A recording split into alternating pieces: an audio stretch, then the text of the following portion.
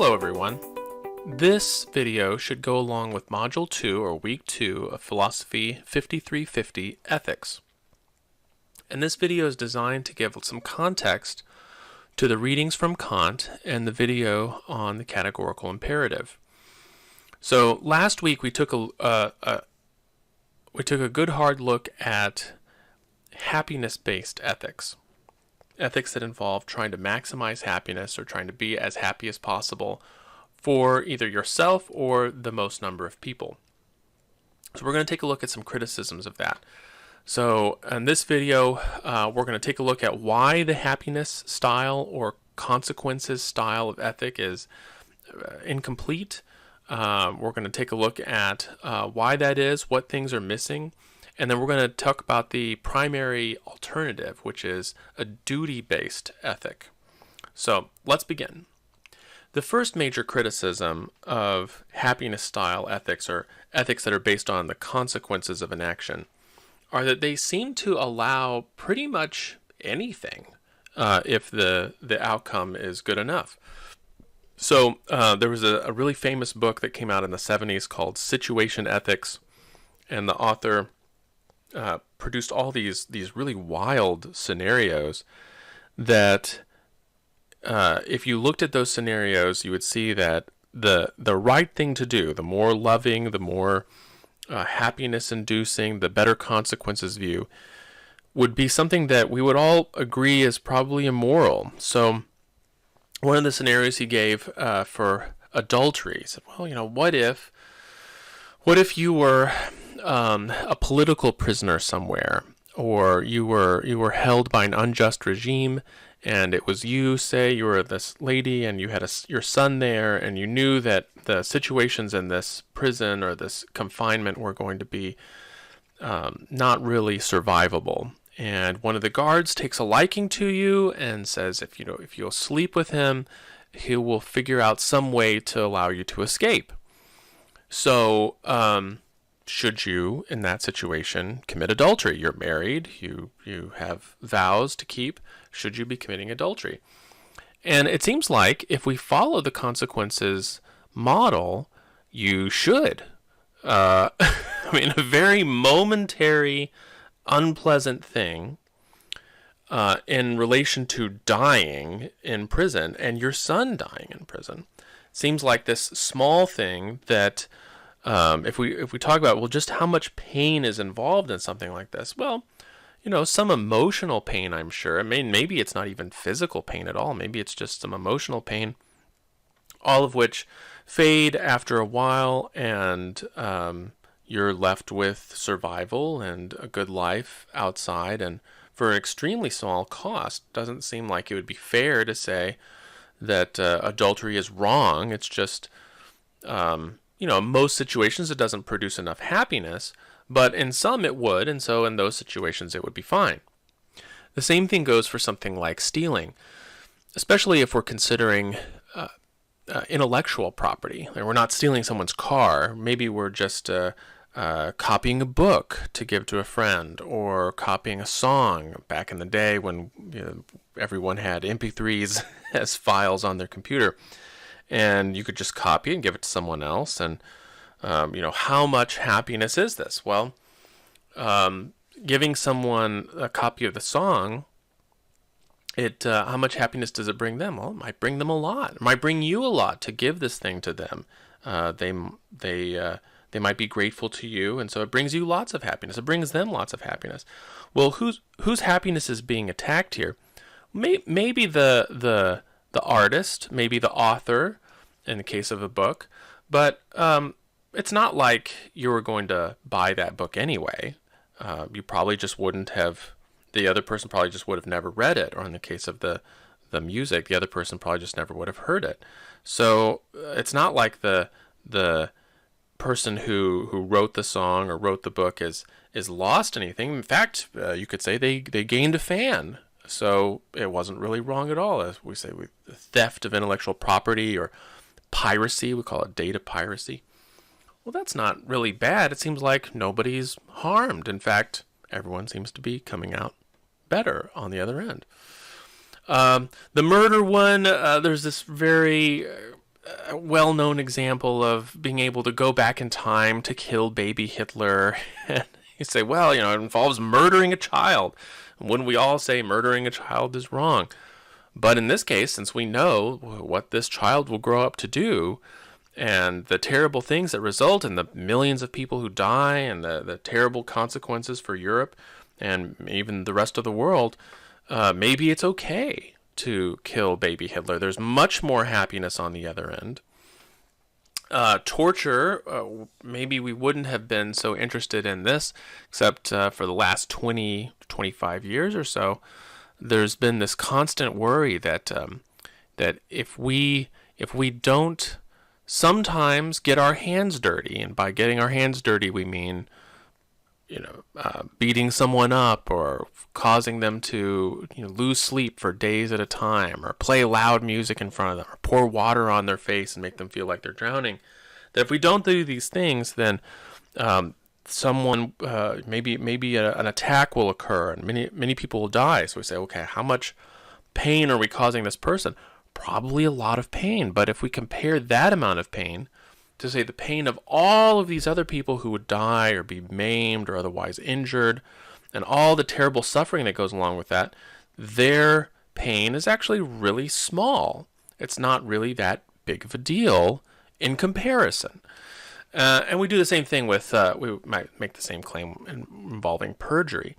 So let's say you were someone that maybe you were in law enforcement, and you see this sometimes in wild television shows. We seem to like, as a society, at least in the United States, we like shows about police officers who are a little bit unethical. They're willing to do bad things. They'll plant some evidence, or work outside of the rules, but because they know that the person is bad, they know that the person is guilty, and the system is unjust, and so they have to be unjust as well in order to get the right outcome somehow. So it's like, well, they've lied, they've planted evidence, they've manufactured something, they framed someone, but it was for a good cause. We know this person was guilty. This is what it took so that they wouldn't have any more victims. And so, yes, you did something that we might think is bad, but all the outcomes are good. Society is better. This person, they deserve to be behind bars anyway, and so why not? If we're just balancing happiness or pleasure and pain, it seems like all of these things should be okay. So if someone says, well, adultery is wrong, or stealing is wrong, or murder is wrong, we should not believe them if we're going along the model of consequences and happiness. We bring the more happiness to more people, then why not torture someone? Why not commit perjury? So this seems to be a big problem. I don't think anybody wants to say that any of these 5 things are moral or ethical. And you can imagine there's so many more things that we could put on this list. This is just 5 of the sort of most nasty things that we think of in society. Well, this masks, though, I think, the biggest problem with a happiness-based ethic or a consequences-based ethic. And that's this: nobody actually knows the future. So it's impossible to know what will actually bring about the greatest happiness or the least pain. Nobody can know this. You can make guesses about the future. You can say that certain types of actions tend to produce good outcomes or low amounts of pain for most people, but you can't know this for sure. And we have all sorts of examples of this, where someone will say, oh, this terrible thing happened to me. I underwent some awful tragedy, and I thought it was the worst day of my life, but later I realized this was the best day of my life because this happened, because this terrible thing occurred. Now that enabled me to do this, that, or the other thing. I was felt more motivated for this, or it made me realize that certain things in life were temporary, and so if that hadn't happened, I would have lost out on all these other things. And so that whatever it was that occurred that felt to them to be so bad, whether it was the loss of a job or loved one or a failed marriage, that was actually the best thing that could have happened to them. But they didn't know that because at the time they didn't know the future. And of course, nobody knows the future. So then nobody would know which actions would in reality bring about the greatest happiness or least pain. You would never know. Now, sometimes you can get around this by saying, well, okay, we're not going to go take a look at each action individually, because that's true. Each action individually, you would never know. You would never know if this was the best or worst thing, because you don't know what's going to happen in the future. But maybe instead of looking at each individual action, we could talk about rules. And we could say, well, this rule, let's say we made a rule about, say, no adultery.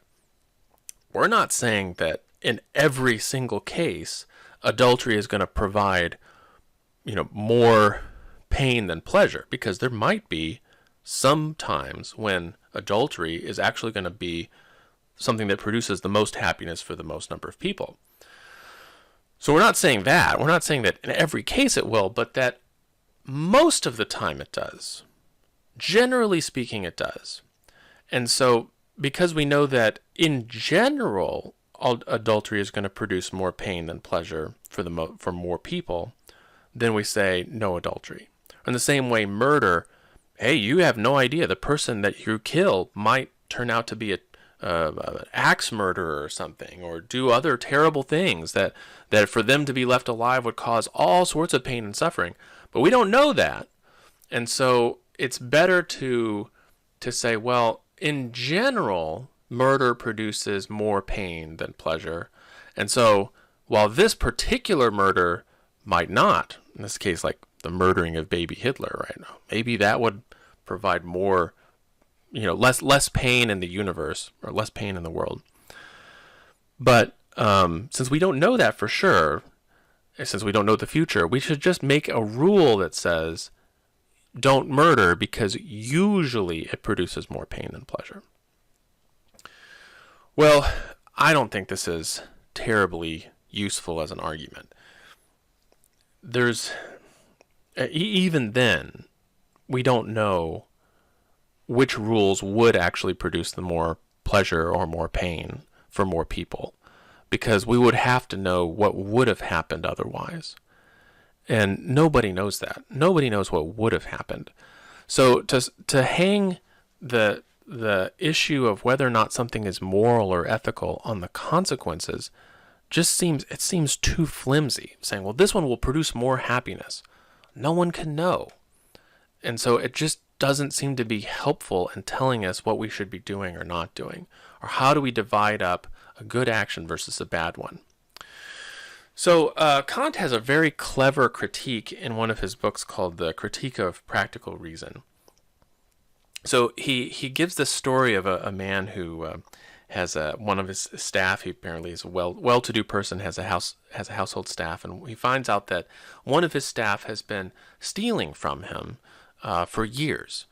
And he asks, well, why did you do this? And he says, oh, well, don't worry about it. So I was very careful to only steal amounts that you wouldn't notice or that wouldn't matter to you. It made no difference to you whatsoever. It had no impact on your happiness whatsoever that I was stealing these small amounts. But those small amounts actually impacted my happiness a great deal, and they enabled me to do all sorts of wonderful things. Like, I didn't sit there with drinking or carousing in some horrible way where we'd say, oh, well, you're just a immoral person, you're feeding your habits. Like, oh, no. I used that money to take music lessons and to learn a new language, and I used some of it to give money to the poor, because that made me feel a lot better knowing that the poor were taken care of. And so I used this money in the best way possible, the way to really maximize not only my happiness but everybody's happiness. And your happiness was not affected at all. So Kant asks us to think about this scenario. What would we do in this situation? What would we do if part of our household staff came and told us that they've been stealing from us this whole time, and that it's okay because your happiness wasn't affected and their happiness was greatly increased? We would instantly fire this person. Like, we would try to find some way for them to be prosecuted. We would not allow this. We would not. Why not? Right? if what we cared about was happiness, or something like the most pleasure for the most people, why wouldn't we allow something like this? I don't know, right? If that's all we've got, then we wouldn't be able to say that what this person did, what our I guess butler or housekeeper or whatever did, was wrong. It's not actually wrong, but yet somehow or another we think that they should not have done this. That this was a terrible thing for them to do. But how exactly are we supposed to explain that if all we have to reference are just happiness and consequences? So Kant produces this idea that what we really mean when we say moral is not just the least amount of pain for the most people, or the most amount of pleasure, the most amount of happiness for those people. We have to include in the idea of morality the idea that you must do something, that you have to do something, or not do something. That some actions are totally forbidden, and it has nothing to do with the consequences. It has nothing to do with weighing pro and con. In fact, if you start to weigh in pro and con, that's when we know something has gone terribly wrong when it comes to morality. So, like in the case of, say, murder, if we're sitting there going, well, before we know if it's right to murder this person, we need to let's make a spreadsheet. We'll put in all of the stuff on this side with the reasons why we shouldn't do it, and here's the reasons why we should, and here's the amount of pain that we produce this way versus the pleasure that if we did it the other way. And then at the end of that, you look down at the bottom of the spreadsheet and you look to see if it has a positive or negative number. If it's a positive number, then you go ahead and kill the person because it produces more more pleasure than pain. But if it's a negative number, then we know we shouldn't do it. Like, if that's what happens, if that's what morality is, it's this calculation, and you actually don't know if something's wrong until the last bit of the calculation, well, that's not morality at all. Some things, and this is Kant's point here, we're not supposed to be weighing out in some kind of calculation. Some things are actually wrong. They're wrong, and no one should ever do them. At all. Ever. And it's not because they produce more pain than pleasure, and that's why you shouldn't do them, or that they tend to, or that the average murder produces more pain than pleasure, something like that. That's not the point. The point is that it's wrong. And you can't do those wrong things. So I hope this produces some context for you as you're reading through the Kant material and listening to the short lecture on the categorical imperative. This idea of morality includes things that you must never do, and that your attention to that, you're paying attention to, this is wrong, and I'm not doing it because it's wrong. And that's the reason. There's not some other calculation in there. That the actual reason is because it's wrong. I hope that helps put some of this into context for you. I look forward again to your comments in the forums.